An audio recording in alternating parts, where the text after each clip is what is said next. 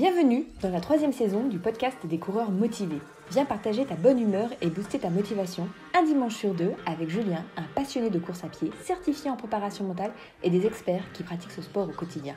Reste connecté afin d'en apprendre davantage sur la motivation, la positivité et l'entraînement en course à pied pour passer à l'action et t'améliorer positivement sur le long terme.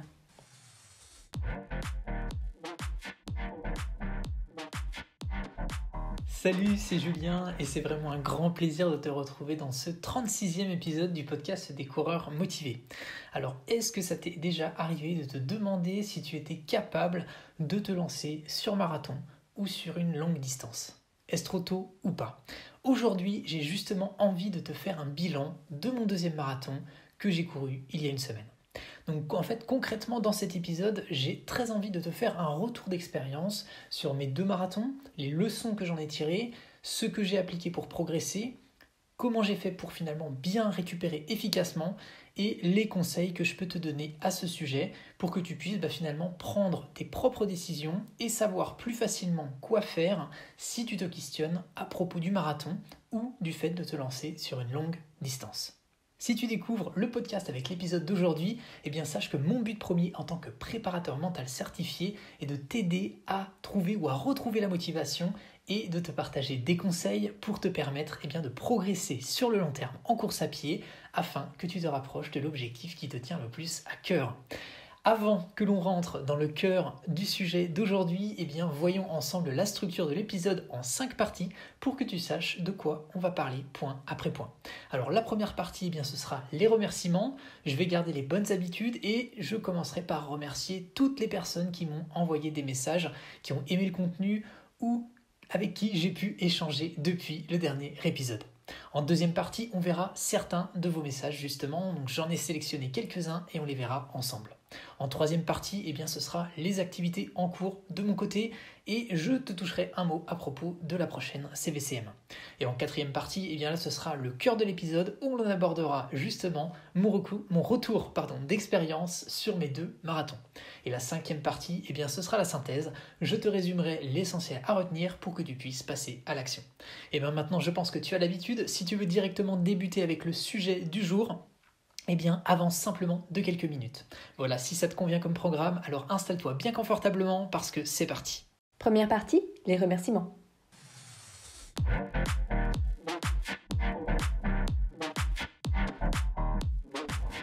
Clairement, vous avez été très nombreux à m'écrire. En réalité, j'ai regardé, vous avez été même plus d'une centaine à m'écrire suite à mon marathon. Alors, je dis merci à Lilo, Jérôme, Maude, Maxime, Olivier, Marie-Jeanne, Camille, Laurent, Jean-Michel, Laetitia, Pierrick M, Pierrick D, GG, Jonathan, Gauthier et tous les autres, car tu comprendras que je ne pouvais pas citer tout le monde.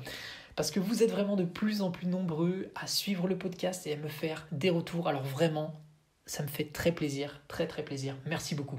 En résumé, donc un grand merci à toutes celles et à tous ceux qui m'ont écrit pour tous vos messages d'encouragement, vos messages de félicitations. Et je dirais finalement merci pour toute cette motivation partagée au fil des jours. Et avec un bonjour spécial d'ailleurs à tous les nouveaux abonnés qui nous écoutent en ce moment. Je pense notamment aux derniers inscrits sur Insta et YouTube. Bienvenue à vous. À ce propos, la barre des 300 abonnés sur YouTube approche à grands pas, c'est génial. Ce sera d'ailleurs peut-être toi. Et sur Spotify, j'ai regardé, on s'approche des 900 abonnés. Franchement, ça me fait juste halluciner. Donc vraiment, c'est extra. Et je te rappelle d'ailleurs que si tu écoutes ce podcast, sache qu'il suffit que tu m'écrives un DM sur Insta ou un email et tu auras la possibilité d'intégrer le groupe privé pour booster ta motivation au quotidien avec les 200 autres membres. Et bien sûr, si tu ne l'as pas déjà fait jusque-là, je t'invite à aller t'abonner au podcast sur la plateforme sur laquelle tu es en train de l'écouter, parce que clairement, je te rappelle que quand tu cliques sur s'abonner ou que tu likes un contenu que je publie, toi aussi, tu vas motiver d'autres personnes parce qu'ils trouveront le contenu tout simplement plus facilement par la suite, parce que ça va aider positivement au référencement. Et moi, ça me fera super plaisir. Donc, à toi de jouer. Deuxième partie, retour sur vos messages.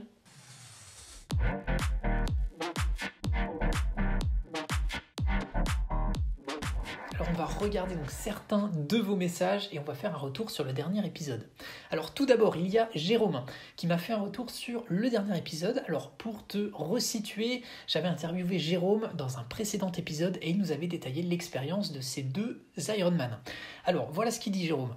vraiment top ton épisode sur la méthode 365. Ma sophrologue me l'a présenté, je l'expérimente depuis 2 mois et c'est top. Alors merci à nouveau à toi Jérôme pour ton retour sur l'épisode précédent et c'est génial que l'on soit en phase sur la puissance de cette méthode. Et pour toi, pour te resituer, la méthode 365, c'est une méthode de respiration, de cohérence cardiaque. Et en fait, j'en ai parlé dans donc justement le précédent épisode où je détaille finalement à quoi ça sert et comment la mettre en pratique concrètement. Donc c'était l'épisode 35. Ensuite, j'ai sélectionné l'email de Maxime. Alors, je dis l'email, c'est plutôt une partie de son email parce que Maxime, il est vraiment très bavard.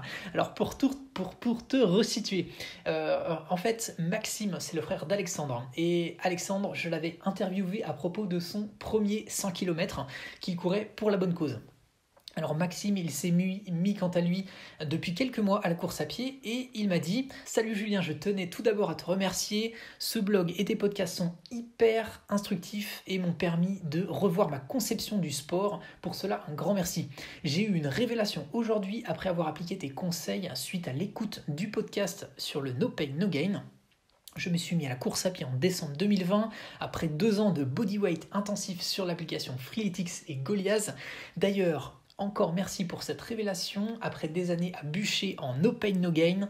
Qui aurait cru que ralentir augmenterait mes performances et mon plaisir. Encore merci, ce podcast a clairement changé ma vision de l'entraînement. Alors merci à nouveau Maxime et clairement je te dis continue comme ça et ce retour m'a fait chaud au cœur. Ensuite, il y a Alice qui dit un grand bravo Julien pour ce marathon off avec une belle performance. Le travail tout au long de ta préparation a payé. Repose-toi bien à présent. Alors merci à nouveau Alice.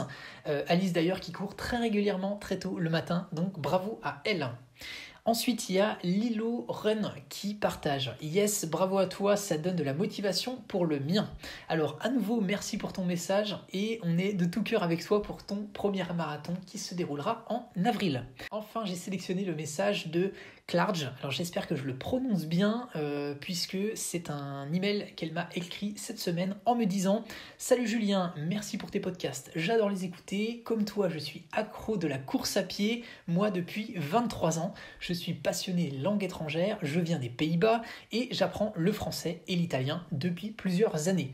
Avec tes podcasts, je peux combiner ces deux passions. Donc, un grand merci à toi et bonne chance avec les coureurs motivés. Alors, merci beaucoup à toi pour ton message des Pays-Bas. Clairement, j'espère que je n'ai pas écorché ton nom. En tous les cas, clairement, 23 ans de pratique et de course à pied, c'est juste extra. Et ta démarche d'apprendre plusieurs langues, je trouve ça super. Donc, continue comme ça. Je suis clairement ravi si l'écoute de mes podcasts te permet de combiner tout ça. En résumé, merci à nouveau à tous pour vos messages et vos commentaires, ça me fait très plaisir à chaque fois de les lire et d'y répondre. Troisième partie, les news et les projets en cours.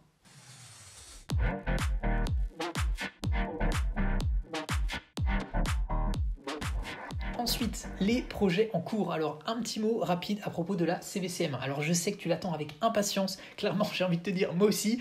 Mais il faudra encore attendre un petit peu avant la prochaine édition. Alors, j'ai débuté l'organisation. Mais tu le sais bien, comme je l'organise de A à Z tout seul, ça prend du temps. Et je n'ai pas encore terminé. Donc, voilà, comme tu le sais, je n'aime pas faire les choses à l'arrache. Donc, patience. Et si toi tu écoutes le podcast et que tu ne sais pas encore ce que c'est que cette course, en fait, cette course c'est la course virtuelle des coureurs motivés. C'est une course virtuelle que j'organise pour permettre à toutes celles et à tous ceux qui ont eu leur course d'annuler dernièrement et qui sont à la recherche d'un objectif, cette course est là pour tout simplement te permettre de t'inscrire à une course qui sera forcément maintenue. Et j'ai donc créé cette course virtuelle pour les coureurs motivés qui veulent se fixer un nouvel objectif et booster leur motivation. Et la prochaine, ce sera la 7e édition. Et enfin, en ce qui concerne donc mon deuxième job en tant qu'accompagnateur en préparation mentale, que je fais donc à côté de mon boulot principal d'ingénieur en informatique, l'accompagnement que je fais donc au sein de la société LNF, donc qui est leader français de la préparation mentale des sportifs, tout se passe bien. Je continue d'accompagner chaque semaine celles et ceux qui sont en cours d'obtention de leur diplôme de préparation mentale. Et voilà, ça fait super plaisir. Quatrième partie, le cœur de l'épisode.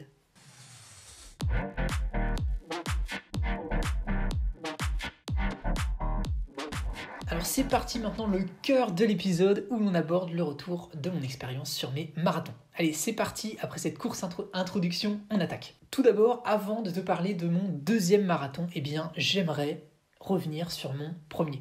En fait, c'était en septembre 2018 et je m'étais lancé dans cette aventure, donc à Colmar, en Alsace, après 3 ans de pratique de course à pied. Alors clairement, je ne vais pas te le cacher, ça avait été difficile. En fait, la première partie du parcours s'était bien passée. Le semi-marathon, je l'avais passé de mémoire en 1h46 environ, mais je m'étais retrouvé en fait à avoir des crampes à mi-parcours, donc j'avais été, comme on dit, dans le dur pendant plus de 21 km, et donc j'avais terminé en 4h21. Donc comme je n'avais pas, on va dire, de repères, puisque c'était mon premier, j'avais regardé un petit peu où je me situais par rapport à l'ensemble des participants, donc il y avait 723 participants, et j'avais terminé 319e. Voilà, donc clairement le point positif de ce premier marathon, c'est que ce jour-là, je suis devenu marathonien en franchissant la ligne. Et clairement, en fait, ce que ça avait fait, c'est que ça avait pété une barrière mentale pour moi par rapport à mes capacités. En fait, mon référentiel, il avait clairement changé ce jour-là. Et ça, c'est vraiment quelque chose de positif. Par contre, le point négatif, c'est qu'avec le recul, en fait, je me rends compte que j'avais trop demandé à mon corps et j'en suis ressorti avec une forte déshydratation. D'ailleurs, en fait, j'ai eu l'apparition d'une douleur quelques semaines après et ça m'avait obligé en fait à lever le pied pendant plusieurs semaines.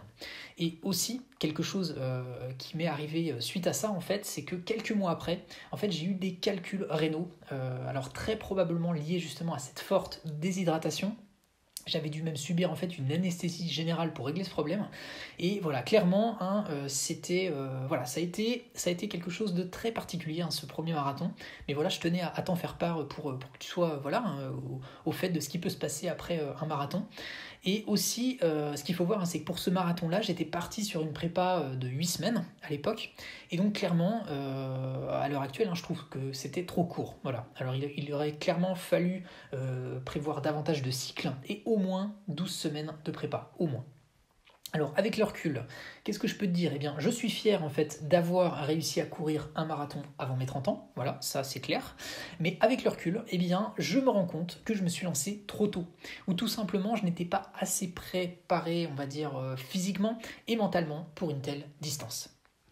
Alors maintenant, si on parle de mon deuxième marathon, alors en fait, quand est-ce que je l'ai couru ? C'était la semaine dernière, donc c'est-à-dire près de 2 ans et demi plus tard par rapport au premier. Et je pense que c'est le temps finalement qu'il m'a fallu en quelque sorte pour remonter à cheval en quelque sorte par rapport à cette distance. Parce que comme je te l'ai dit, ce premier marathon m'avait laissé une sensation un peu mitigée. C'est-à-dire qu'à la fois, j'avais été fier d'être finisher, mais il y avait aussi une sensation d'être, en quelque sorte, passé à côté du plaisir que j'aurais dû prendre pendant la course. Voilà, donc il y avait cette sensation qui était restée là, et donc je me suis lancé une nouvelle fois dans l'aventure de ce 42-195, et là c'était clairement une toute autre histoire, c'est-à-dire que j'ai débuté ma prépa donc 3 mois, donc c'est-à-dire fin décembre 2020, je me suis conçu un plan donc aux petits oignons comme on dit, je l'ai vraiment personnalisé pour moi en mettant en pratique toutes mes connaissances dedans, j'ai suivi donc au mieux le plan que je m'étais préparé. Je m'étais donc prévu 4 entraînements par semaine sur 12 semaines, donc c'est-à-dire que ça faisait 48 entraînements, et j'ai juste finalement sauté quelques entraînements à cause d'un rhume pendant la prépa. Voilà, donc c'était pour la bonne cause que j'ai sauté ces entraînements, mais à part ça, pluie ou non, j'ai couru et j'ai fait preuve de discipline. Et au final, je me suis lancé donc vendredi dernier avec un réveil à 5h15 du mat, petit-déj léger autour de 5h30. Et ensuite, bien sûr, j'ai appliqué, donc j'ai suivi mon Miracle Morning pour garder mes bonnes habitudes, méditation, séance de cohérence cardiaque, etc. Et bien sûr, toutes mes affaires étaient prêtes de la veille, donc comme ça, j'avais juste à m'habiller. Et d'ailleurs, j'ai porté le t-shirt personnalisé que mes amis m'avaient offert pour l'occasion. Merci à nouveau à eux. Et je me suis échauffé donc quelques minutes avant. Et pour la petite anecdote, il faisait 4 degrés quand j'ai pris le départ à 7h du mat. Donc voilà, le petit échauffement avant était quand même nécessaire. Alors j'avais prévu donc des boucles de 5 km afin finalement de pouvoir repasser au lieu de départ pour pouvoir prendre un ravitaillement. Donc j'avais prévu des bananes, des graines et de l'eau. Et merci d'ailleurs à ma chérie qui a été présente tout au long de la course en fait, puisqu'elle était là justement au ravitaillement pour justement s'assurer que j'avais toujours de l'eau et de quoi manger. Et j'avais prévu aussi de marcher, donc en gros 30 secondes à 1 minute tous les 5 km, pour continuer finalement d'appliquer la méthode Cyrano que je t'ai détaillée dans un autre épisode. Alors, si maintenant on parle concrètement de mes points de passage, donc mes temps de passage de ce deuxième marathon. Alors je vais t'en citer quelques-uns, donc qu'est-ce que ça donne? Alors les 5 premiers kilomètres, donc je les ai passés en 23 minutes 49. Donc ça donne une allure de 4,45. Voilà, 4 minutes 45 au kilo, donc 12,6 km/h. Donc tout va bien. Ensuite 10 km en 47 minutes 50, donc là une allure moyenne de 4,47. Ensuite 15 km en 1h11,18, donc là toujours allure moyenne 4,45. 20 km, je les passe donc en 1h35,08, donc là 4,45 de moyenne à nouveau. Et ça continue, ensuite 25 km en 1h58, 31, donc 4,44 de moyenne minutes au kilo. Ensuite 30 km en 2h22,51, donc là 4,45. Ensuite les 35 km en 2h48,26, 4,48, là on sent déjà, ça commence à baisser. 40 km en 3h15,16, 4,52. Et enfin, les 42, 195 en 3h28 et 14 secondes avec une allure moyenne de 4,56. Alors, qu'est-ce que ça donne finalement? Concrètement, par rapport à... Le bilan, c'est quoi? C'est que avec l'objectif que je m'étais fixé, j'ai atteint l'objectif de passer sous les 3h30, donc avec 1 minute 46 secondes d'avance. Donc ça, c'est cool. J'améliore aussi mon précédent chrono de plus de 52 minutes. Et ça fait extrêmement plaisir. Parce que finalement, le plus important pour moi, c'est que j'ai pris beaucoup de plaisir pendant la course, mais aussi du plaisir à l'entraînement. Et finalement, pourquoi? Tout simplement parce que j'étais mieux préparé physiquement, mais aussi mieux préparé mentalement pour le faire. Alors bien sûr, je ne dis pas que ça a été facile pour autant, parce qu'il a fallu clairement s'accrocher. Et surtout d'ailleurs, sur les 12 derniers kilomètres. Parce que comme on l'a vu avant, qu'est-ce qui s'est passé? Parce que j'ai analysé ma course et en fait, j'ai remarqué que j'ai fait une erreur principalement. C'est que en fait, je me sentais bien pendant cette course et je m'en suis pas rendu compte, mais pendant finalement la course, j'ai accéléré en fait à partir du 25e kilomètre. Et ce qui au final m'a fait clairement monter le cardio.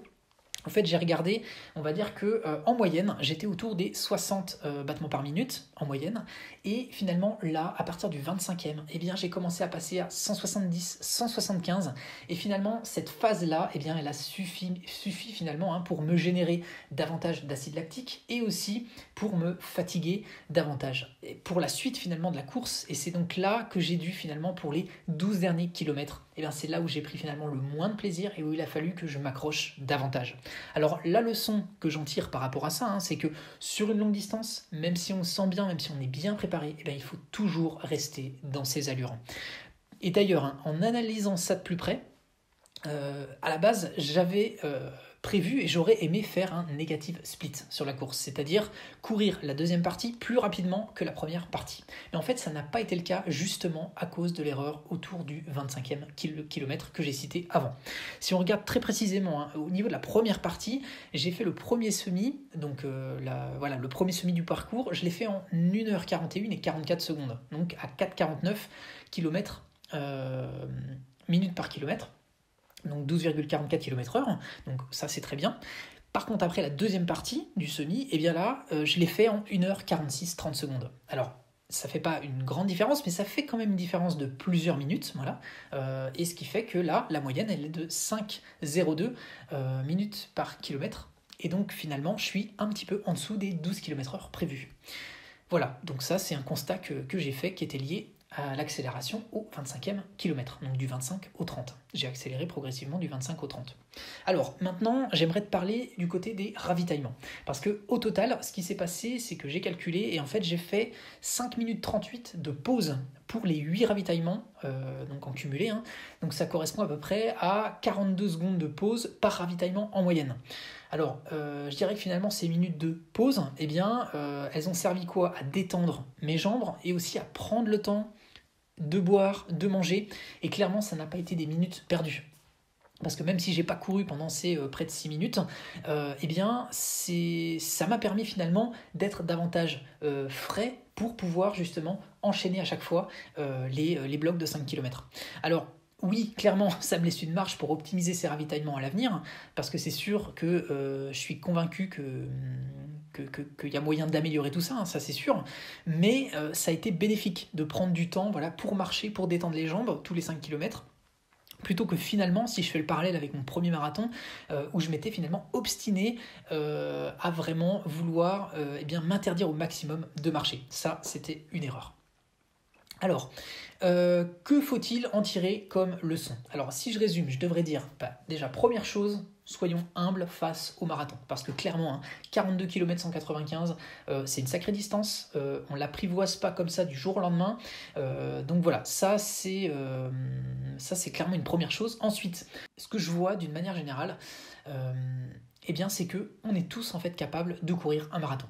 Ça, je pense que à mon sens, on est tous capables, mais c'est juste que finalement, on est tous différents et il nous faut plus ou moins de temps pour s'y préparer, voilà, très clairement. C'est-à-dire qu'il faut faire preuve de patience et il ne faut surtout pas brûler les étapes. C'est-à-dire qu'il faut prendre le temps finalement d'apprécier le chemin et donc l'entraînement pour pouvoir encore mieux apprécier en fait le jour où on va vraiment se lancer. Et il y a une autre chose aussi, à mon sens, qu'il faut bien avoir à l'esprit, c'est il est important finalement, avant de se lancer, de bien savoir pourquoi on le fait. C'est-à-dire de bien déterminer finalement tes motivations intrinsèques, tes raisons profondes.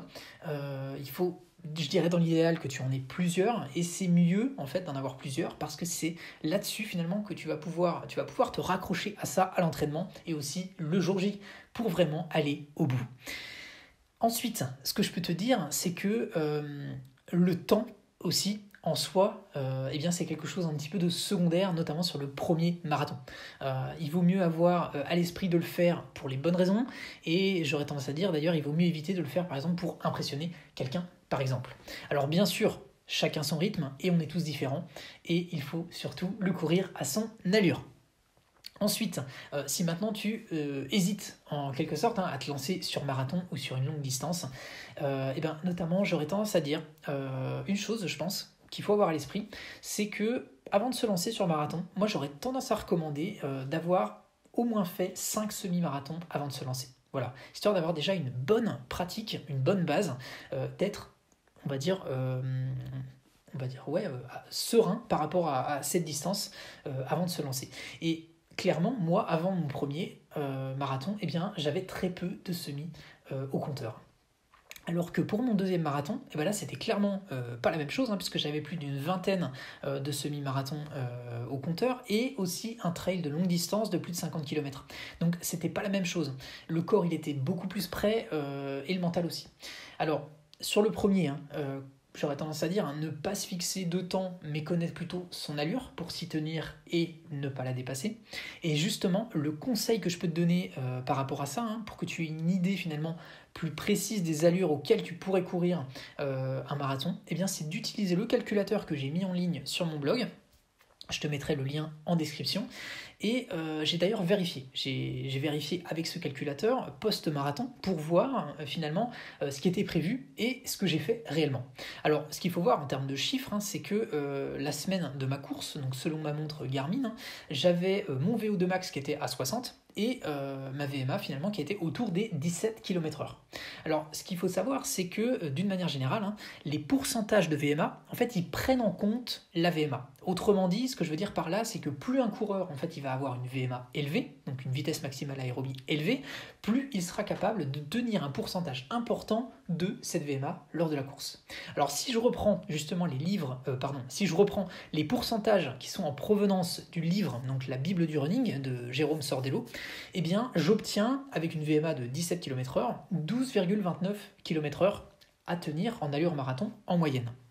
Et si je prends un autre exemple avec une VMA de 16,5 km/h, là on a 11,65 km/h de moyenne allure marathon. Alors autrement dit, finalement, ce qu'il faut voir, c'est que si on reprend ce que j'ai tenu comme allure, eh bien c'était 12,16 km/h. Donc en fait, la réalité est vraiment très proche des estimations qu'on peut voir par rapport à ces chiffres-là.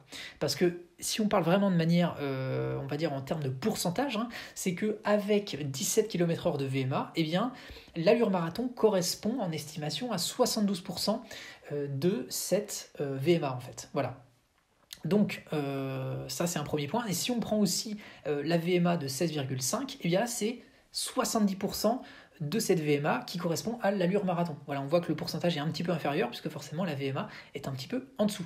Donc finalement ce qu'il faut retenir, c'est que plus on a une VMA élevée et plus on va pouvoir piocher un pourcentage élevé de cette VMA en course. Alors même si je pense que c'est encore mieux sur des longues distances en fait de se fier à son cardio, eh bien je pense que c'est aussi intéressant d'avoir cette vision au final eh bien de, on va dire, une projection de ce que peut donner finalement l'application de ce pourcentage de VMA sur son allure marathon pour avoir notamment un bon ordre d'idée.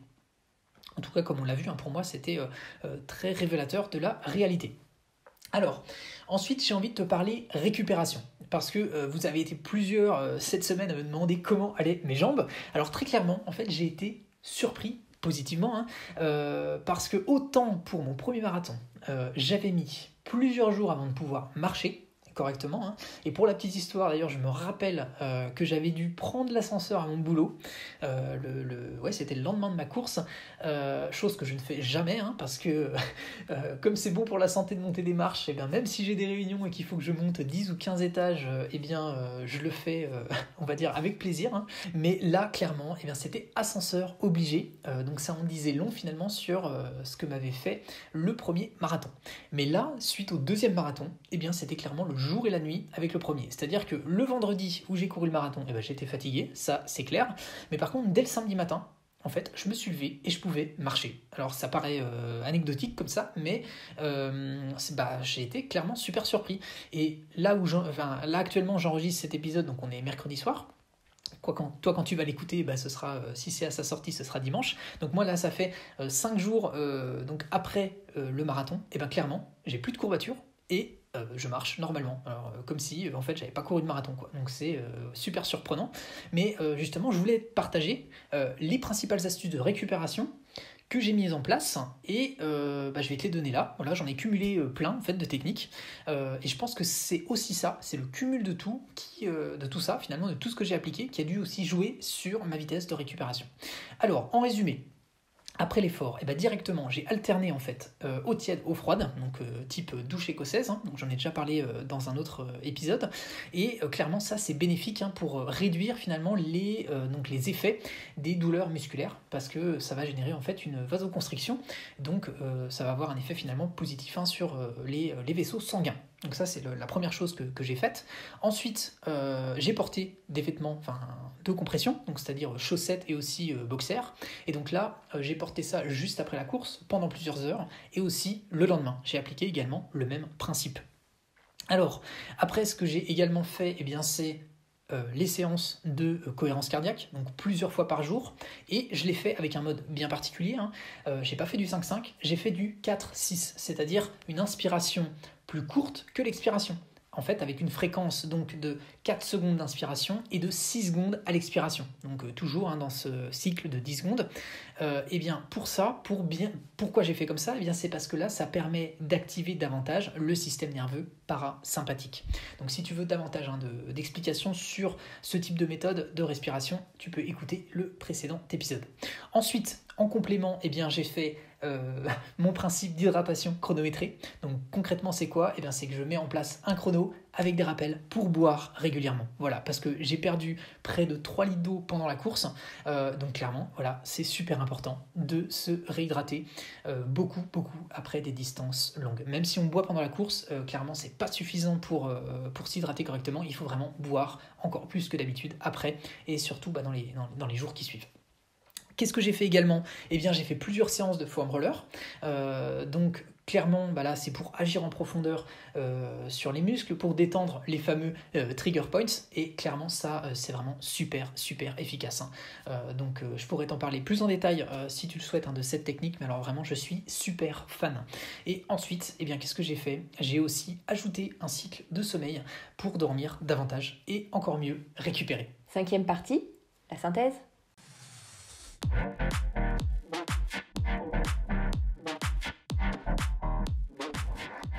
Voilà, eh bien, à toi de jouer maintenant. Alors, ce que j'aimerais finalement, c'est que tu tires profit de mes erreurs et que tu te poses finalement les questions que l'on a vues ensemble pour déterminer s'il est approprié pour toi que tu te lances dès à présent ou un petit peu plus tard sur une telle distance.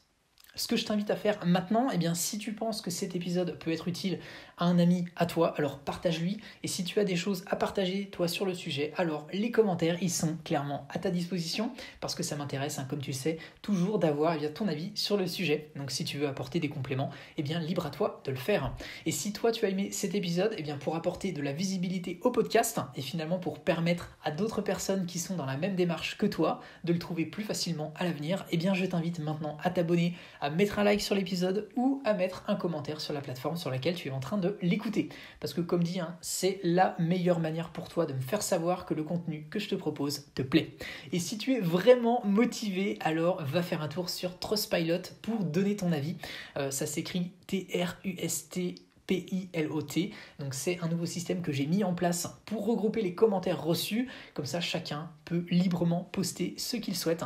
Et donc concrètement, si tu as 2 minutes, tu vas sur Trustpilot, tu saisis les coureurs motivés dans la barre de recherche et tu pourras lire déjà les avis qui sont déjà présents et laisser le tien en cliquant sur écrire un avis.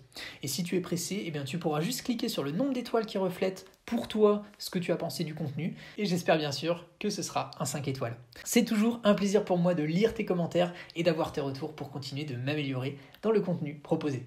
Et bien voilà, on a terminé avec l'épisode du jour, donc j'en profite à nouveau pour te remercier d'écouter ce podcast car c'est en l'écoutant que tu le fais vivre. Alors j'espère que tout ce qu'on a vu aujourd'hui ensemble te sera utile dans ta pratique et que ça t'a plu. C'est donc le mot de la fin pour ce 36e épisode du podcast. Ça m'a fait à nouveau vraiment plaisir de partager cet épisode avec toi. Je te remercie vivement d'avoir pris le temps de m'écouter jusque-là et d'avoir partagé ce moment avec moi. Coureur ou coureuse motivée, je te dis à dans 2 semaines. Bien sûr, comme d'habitude, on reste en contact sur les réseaux sociaux. Je vais terminer avec la phrase que tu connais bien et qui me tient toujours à cœur. Alors on la répète ensemble, un pas après l'autre, positif et motivé, on avance ensemble vers ton objectif. Prends bien soin de toi. Allez, salut!